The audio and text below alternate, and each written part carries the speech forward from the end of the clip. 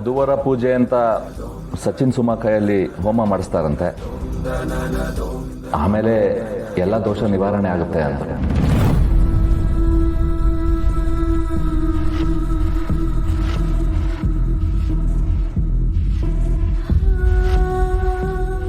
ಈ ಹುಡುಗಿಗೆ ಮದುವೆ ಮುಂಚೆನೆ ಅಗ್ನಿ ಪರೀಕ್ಷೆ ಇದ್ದಂಗೆ ಕಾಣ್ತಾ ಇದೆ.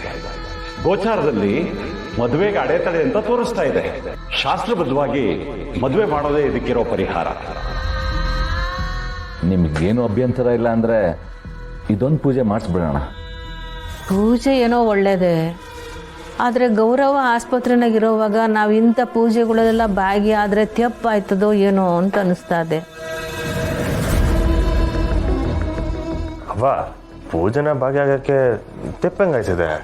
ಯಾವುದೇ ಪೂಜೆ ಆಗಲಿ ಶಾಸ್ತ್ರ ಆಗಲಿ ಭಕ್ತಿಯಿಂದ ಮಾಡಬೇಕು. ಮನಸ್ನಾಗ ಹಿಂಗೆ ಗೊಂದಲ ಇಟ್ಕೊಂಡು ಹೆಂಗಪ್ಪ ಮಾಡೋದು? ನೀವು ಒಪ್ಕೋತೀರೋ ಅನ್ನೋ ನಂಬಿಕೆಯಲ್ಲಿ ನಾಳೆ ದೇವಸ್ಥಾನದಲ್ಲಿ ಪೂಜೆ ಏರ್ಪಾಡು ಮಾಡ್ಕೊಂಡಿದ್ದೀವಿ. ಅಮ್ಮ, ನಾಳೆ ಆಗಲ್ಲ ಅಂದ್ರೆ ಪೂಜೆನ ಕ್ಯಾನ್ಸಲ್ ಮಾಡ್ಸೋಣ. ಅಯ್ಯಯ್ಯೋ ಸಚಿನ್, ಒಂದ್ಸರಿ ಪೂಜೆ ಫಿಕ್ಸ್ ಮಾಡಿ ಮತ್ತದನ್ನ ಕ್ಯಾನ್ಸಲ್ ಮಾಡಬಾರ್ದು. ಅದು ಇನ್ನೂ ದೊಡ್ಡ ದೋಷ. ಹ್ಞೂ ಕಣಪ್ಪ, ನಿಮ್ಮ ಅಪ್ಪ ಅವ್ರು ಹೇಳ್ತಾ ಇರೋದು ಓದಿಟ್ವೆ. ಆದರೂ ಈ ಪರಿಸ್ಥಿತಿ ಒಳಗೆ ಪುಟ್ಟಮೆ, ಹೆಂಗೂ ಗೌರವ್ನವ್ರಿಗೆ ಹುಷಾರಿಲ್ಲ. ಇವ್ರು ಹೇಳ್ದಂಗೆ ಆ ಪರಿಹಾರದ ಪೂಜೆ ಮಾಡಿಸಿ ಗೌರವ್ನ ಹೆಸರಲ್ಲಿ ಒಂದು ಅರ್ಥನ ಮಾಡಿಸ್ಬೋಣ. ಸರಿ ಹೋದ್ರು ಸರಿ ಹೋಗ್ಬೋದು.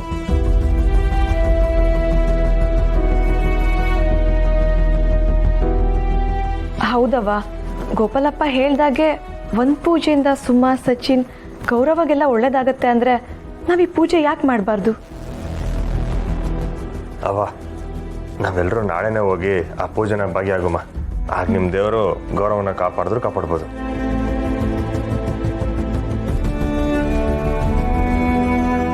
ದೇವಸ್ಥಾನಕ್ಕೆ ಹೋದ್ರೆ ಎಲ್ಲ ಒಳ್ಳೇದೇ ಆಗುತ್ತೆ ಅಂತ ನಿಮಗೆ ಗೊತ್ತಲ್ಲ ಪುಟ್ಟಕ್ಕ.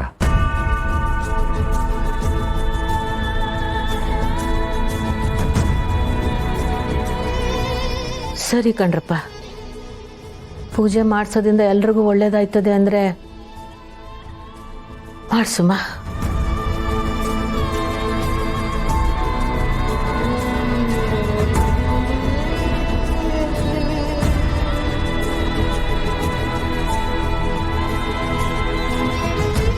ಸದ್ಯ ಕೊನೆಗೂ ಈ ಬಿಕಾರಿಗೆ ಒಪ್ಕೊಂಡ್ಲು. ನಾವು ಅಂದ್ಕೊಂಡಿರೋ ಕೆಲಸ ಆದರೆ ಅಷ್ಟೇ ಸಾಕು. ಹೀಗೆಲ್ಲ ಆಯ್ತು ಅಂತ ಇಷ್ಟು ಫೀಲ್ ಮಾಡ್ಕೋಬೇಡ ಸುಮ್ಮ. ನಾಳೆ ಹೇಗಿದ್ರು ಪೂಜೆ ಮಾಡ್ತಾ ಇದೀವಲ್ಲ, ಅದು ಮಾಡೋದ್ರಿಂದ ಎಲ್ಲ ಸರಿ ಹೋಗತ್ತೆ ಅಂತ ದೊಡ್ಡವ್ರು ನಂಬಿದ್ದಾರೆ. ನಾವು ಅದೇ ನಂಬಿಕೆ ಇಡೋಣ.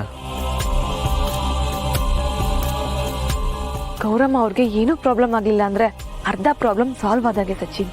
ಹೌದು ಅಕ್ಕ, ಜಗನ್ ಹೇಗಿದ್ರು ಡಾಕ್ಟರ್ ಅಲ್ವಾ, ಖಂಡಿತ ಅವ್ರ ಅಮ್ಮಂಗೆ ಬೆಟರ್ ಟ್ರೀಟ್ಮೆಂಟ್ ಕೊಟ್ಟು ಅವ್ರನ್ನ ಸೇವ್ ಮಾಡ್ತಾರೆ. ಒಂದ್ ವೇಳೆ ಗೌರಮ್ಮ ಅವ್ರಿಗೆ ಏನಾದ್ರೂ ತೊಂದರೆ ಆದ್ರೆ ಅದಕ್ಕೆ ನಾನೇ ಕಾರಣ ಅಂತ ಆಗುತ್ತೆ. ಅವ್ವ ಮೊದಲೇ ಈ ವಿಷಯದಲ್ಲಿ ತುಂಬಾ ಬೇಜಾರು ಮಾಡ್ಕೊಂಡಿದ್ದಾಳೆ. ಅವ್ವನ್ ನೋಡಿದ್ರೆ ನನ್ಗೂ ತುಂಬಾ ಫೀಲ್ ಆಗ್ತಿದೆ. ಸುಮಾ, ನೀನು ಅವ್ವ ಯೋಚನೆ ಮಾಡೋದು ಬಿಟ್ಬಿಡಿ. ಬೆಳಗ್ಗೆಯಿಂದ ನೋಡ್ತಾನೆ ಇದ್ದೀನಿ, ಆಗಿದ್ದಕ್ಕೆಲ್ಲ ನಾನು ಕಾರಣ ಅಂತ ಹೇಳೋದೇ ಆಯ್ತು. ಇಲ್ಲಿ ನೋಡಿ ಸುಮಾ, ಕೆಲವೊಂದು ಘಟನೆಗಳು ನಮ್ಗೆ ಗೊತ್ತಿಲ್ದಿರ ಆಗೋಯ್ತವೆ. ಅದಕ್ಕೆ ಯಾರೋ ಕಾರಣ ಆಗಿರಕ್ಕಿಲ್ಲ, ಆದರೂ ಅದಕ್ಕೆಲ್ಲ ಕಾರಣ ನಾವೇ ಅಂತ ಅನಿಸ್ತದೆ. ಈಗ ಇಲ್ಲ ಈ ಥರದ್ದು ಅದೇ. ಪ್ಲೀಸ್ ಸುಮಾ, ಇದ್ರ ಬಗ್ಗೆ ಯೋಚನೆ ಮಾಡ್ತಾ ನೀನು ಡಲ್ ಆಗಬೇಡ. ನೀನು ಹೀಗಿದ್ರೆ ನಂಗೆ ತುಂಬ ಕಷ್ಟ ಆಗತ್ತೆ. ಬೆಳಗ್ಗೆಯಿಂದ ಪುಟ್ಟವನು ಹೀಗೆ ಬೇಜಾರು ಮಾಡ್ಕೊಂಡು ಕೂತಿದ್ದಾರೆ. ಸುಮಾ, ಆಗೋದೆಲ್ಲ ನಮ್ಮಿಂದಾನೆ ಅನ್ನೋದಾದ್ರೆ ಸರಿನೂ ನಾವೇ ಮಾಡ್ಬೋದಲ್ವೇ? ಅದೆಲ್ಲ ಹಂಗೆ ಹಾಕಿಲ್ಲ ಸುಮಾ. ಆಗೋದು ಆಯ್ತಾ ಇರ್ತದೆ, ಹೋಗೋದು ಹೋಯ್ತಾ ಇರ್ತದೆ. ಇರ್ಬೋದು ಬಾವ, ಆದ್ರೆ ಅಪವಾದ ಬರ್ತಿರೋದು ನಮ್ಮೇಲೆ ಅಲ್ವಾ? ಗೌರಮ್ಮ ಅವರಿಗೆ ನಿನ್ನಿಂದನೇ ತೊಂದರೆ ಆಗಿದ್ದಿದ್ರೆ ಅವರೇ ಪುಟ್ಟವ ಮುಂದೆ ನಿಂತು ನಿನ್ ಬಗ್ಗೆ ಸಚಿನ್ ಬಗ್ಗೆ ಯಾಕೆ ಮಾತಾಡ್ತಿದ್ರು ಹೇಳು? ಹೌದು, ಅಷ್ಟೇ ಯಾಕೆ, ನಾವ್ ಹೆಣ್ಣೋಡ ಶಾಸ್ತ್ರಕ್ಕೆ ಬಂದಾಗ್ಲೂ ಅವ್ರು ಖುಷಿಯಾಗಿ ಓಡಾಡ್ಕೊಂಡಿದ್ರಲ್ಲ. ಏನೋ ಅವ್ರ ಟೈಮ್ ಕೆಟ್ಟಿತ್ತು, ಅವ್ರ ಮಗ ಇಲ್ದಿರೋ ಟೈಮ್ನಾಗೆ ಆರೋಗ್ಯ ಕೈ ಕೊಟ್ಟಿದೆ. ಇನ್ನು ಮುಂದೆ ಎಲ್ಲ ಒಳ್ಳೇದೇ ಆಯ್ತದೆ. ಎಲ್ಲರೂ ಇದ್ರ ಬಗ್ಗೆ ಯೋಚನೆ ಮಾಡೋದು ಬಿಟ್ಟು ಆಗೋದ್ರ ಬಗ್ಗೆ ಯೋಚನೆ ಮಾಡೋಣ. ಸರಿ ಸುಮಾ, ನಾನಿನ್ನು ಹೊರಡ್ತೀನಿ. ಎಲ್ಲರೂ ನಾಳೆ ದೇವಸ್ಥಾನದಲ್ಲಿ ಸಿಗೋಣ. ಪೂಜೆ ಆದರೆ ಎಲ್ರಿಗೂ ಪಾಸಿಟಿವ್ ವೈಬ್ ಸಿಗತ್ತೆ. ಸರಿ ಕಲ, ನೀವಪ್ಪ ಕಾಯ್ತಾರ, ನೀವು ಹೊರಡು, ನಾವು ಹೋಯ್ತೀವಿ. ಸುಮಾ ಬಾಯ್. ಬಾಯ್. ಬಾಯ್ ಅಕ್ಕ. ಬಾಯ್ ಕಟ್ಟಿ.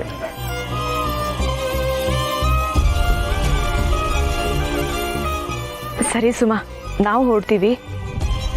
ನೋಡು, ನೀನು ಇಲ್ದಿರದೆಲ್ಲ ಯೋಚನೆ ಮಾಡಿಕೊಂಡು ಈ ಪುಟ್ಟು ತಲೆಗೆ ಟೆನ್ಷನ್ ಕೊಡ್ಬೇಡ, ಸರಿನಾ? ಆರಾಮಾಗಿರು.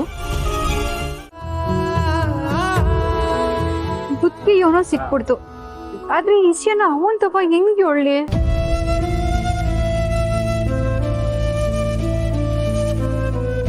ಬರ ಯೋಗಮ್ಮ. ಅವಿ, ಏನ್ ಯೋಚನೆ ಮಾಡ್ತಿದ್ಯಾ? ಓ, ನಾಳೆ ಅಡ್ಗೆ ಏನ್ ಮಾಡ್ಲಿ ಅಂತನಾ? ಇಲ್ಲ ಕಣ್ಲಾ, ಈ ವಿಷಯನ ಮನೆಯವ್ರ ತವ ಹೆಂಗ್ ಹೇಳೋದು ಅಂತ ಯೋಚನೆ ಮಾಡ್ತೀನಿ. ಹೆಂಗ್ ಹೇಳಿ ಅಂದ್ರೆ, ಒಬ್ಬೊಬ್ರು ಅವ್ರನ್ನ ನಿಧಾನಕ್ಕೆ ಹೇಳು. ಮೊದ್ಲು ಸುಮಂತಾವ, ಆಮೇಲೆ ಭಾವಂತಾವ, ಆಮೇಲೆ ಪುಟ್ಟಕ್ಕಂತಾವ ಅಟೆ. ಅಪ್ಪ ಹೆಂಗೋ ಸುಮ್ಮಂಗು ಹೇಳೋಕೆ ಅಂಜಿಕೆ ಏನೂ ಇಲ್ಲ, ಆದ್ರೆ ಅವಂಗ್ ಹೆಂಗ್ ಹೇಳೋದು? ಅವಿ, ಈ ಇಸಿ ಹೇಳಕ್ ಮಾತ್ರ ನನ್ನ ಕರಿಬೇಡ. ಪುಟ್ಟಕ್ಕನ ಮುಂದೆ ನಿಂತ್ಕೊಂಡು ದಿಟ ಹೇಳ್ಬೇಕು ಅಂತಂದ್ರೆ ಕೈ ಕಾಲ ನಡೀತದೆ. ನನ್ಗೀಗ್ಲೇ ಕೈ ಕಾಲೆಲ್ಲ ನಡಕ್ತೈತೆ ಕಣ್ಲ. ಅವ್ವ ಈ ವಿಷಯನ ಹೆಂಗ್ ತಗೋತಾಳೋ ಏನೋ. ಅವಿ, ಈ ಇಸಿಯನ್ನ ಜಾಸ್ತಿ ದಿನ ಮುಚ್ಚಿಟ್ರೆ ಪ್ರಾಬ್ಲಮೇ ಕಣವಿ. ಆದಷ್ಟು ಬೇರೆ ಹೇಳ್ಬಿಡು. ನೀನ್ ಹೇಳೋದು ತಿಟ್ಟನೆ ಕಣ್ಲ. ಟೇಮ್ ನೋಡ್ಕೊಂಡು ಈ ವಿಷಯನೆಲ್ಲ ತಿಳಿಸ್ಬಿಡ್ತೀನಿ.